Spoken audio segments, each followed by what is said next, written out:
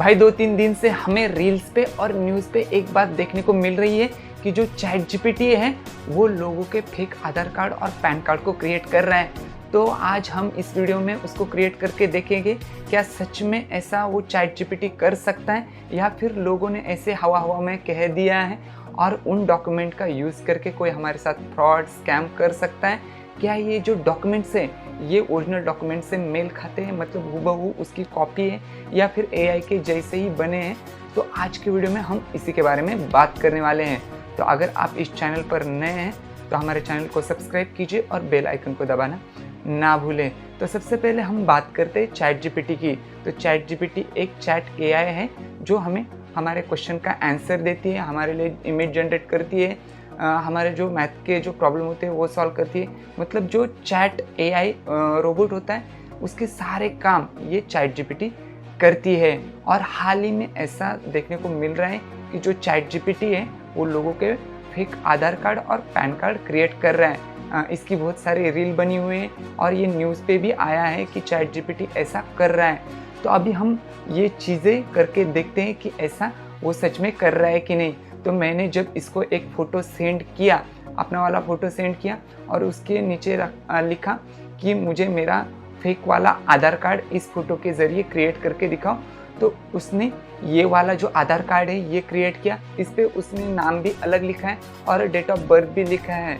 लेकिन ये जो डॉक्यूमेंट है ये ओरिजिनल से मेल नहीं खाता। उसके बाद मैंने पैन क्रिएट करने के लिए भी बोल दिया इसको, लेकिन ये भी कुछ खास उसने नहीं किया। और ये जब दोनों ही डॉक्यूमेंट्स मैंने देखे तो ये बिल्कुल एआई जनरेटेड हमें देखने को मिलते हैं। अगर हम इसको ओरिजिनल से कंपेयर करें तो ये तुरंत समझ में आ जाएगा कि ये जो डॉक्यूमेंट्स बना हुआ है ये एआई से बना हुआ है। लेकिन ज़रा रुको, क्या ये जो डॉक्यूमेंट है ये इतना ही बना सकता है या इससे आगे भी कुछ बना सकता है? तो मुझे लगता है कि जो एआई है उसको अच्छी तरह से हमने कमांड दी कि डेट ऑफ बर्थ में ये डालना है, एज इतनी लिखनी है, नाम ये रखना है, फ़ोटो को ऐसे बनाना है। तो अगर हमने सही तरह से इसको इंस्ट्रक्शन दिए तो मुझे लगता है ये जो चैट जीपीटी है या फिर कोई भी एआई है जो फ़ोटो को जनरेट करता है ये बिल्कुल आसानी से हमारा जो आधार कार्ड है या फिर पैन कार्ड है इसको जनरेट कर सकता है। और आपके मन में अभी ये सवाल आया होगा कि इसके पास हमारे आधार कार्ड का डेटा कैसे?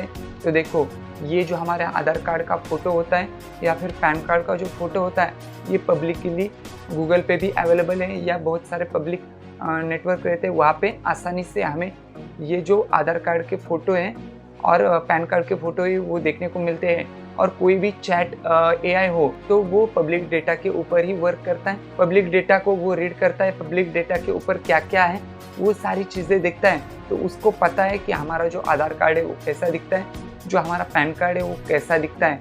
ऐसा नहीं है कि उन्होंने आधार कार्ड की ऑफिशियल वेबसाइट को हैक कर दिया है या फिर पैन कार्ड की वेबसाइट को हैक कर दिया है, उससे उन्होंने आधार कार्ड का जो फॉर्मेट है वो निकाला है, पैन कार्ड का फॉर्मेट है वो निकाला है।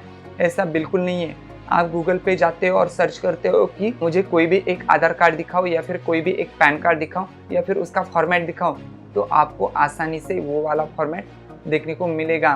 तो चैट जीपीटी उसी फॉर्मेट का यूज़ करके हमारे लिए फेक आधार कार्ड और फेक पैन कार्ड क्रिएट कर रहा है। लेकिन ये जो डॉक्यूमेंट्स हैं ये इतने क्लियर नहीं है, मतलब कोई भी आसानी से इसको पहचान सकता है। लेकिन अगर हम सिर्फ एआई को छोड़े तो किसी भी एडिटिंग सॉफ्टवेयर से आप अपना फेक वाला आधार कार्ड या फिर पैन कार्ड को जनरेट कर सकते हैं।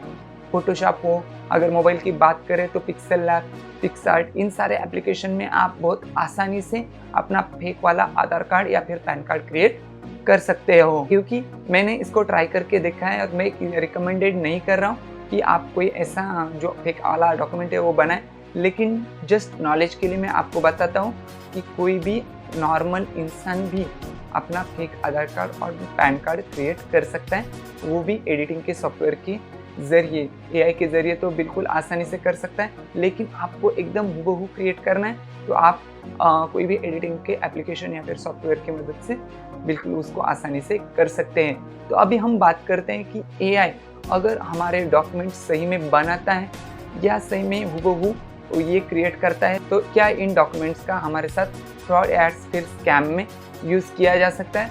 तो बिल्कुल हाँ, मुझे लगता है कि ऐसा हो सकता है, क्योंकि अगर इसका आपने प्रिंट कर लिया है और ऐसी जगह पे यूज़ कर लिया है जहाँ पे आधार या फिर पैन का वेरिफिकेशन नहीं होता, तो उन जगहों पे आपका ये जो आधार कार्ड है और पैन कार्ड है ये बिल्कुल आसानी से चल जाएगा। कहीं पे आपको सिर्फ दिखाना है, एंट्री लेनी है, तो उस जगह पे हमारा जो ये फेक आधार कार्ड है, फेक पैन कार्ड है, इसको स्कैन नहीं किया जाता, तो ये वाला डॉक्यूमेंट बिल्कुल चल सकता है। लेकिन जहाँ पे आधार वेरिफिकेशन होता है, पैन वेरिफिकेशन होता है, वहाँ पे ये वाले डॉक्यूमेंट्स नहीं चलेंगे।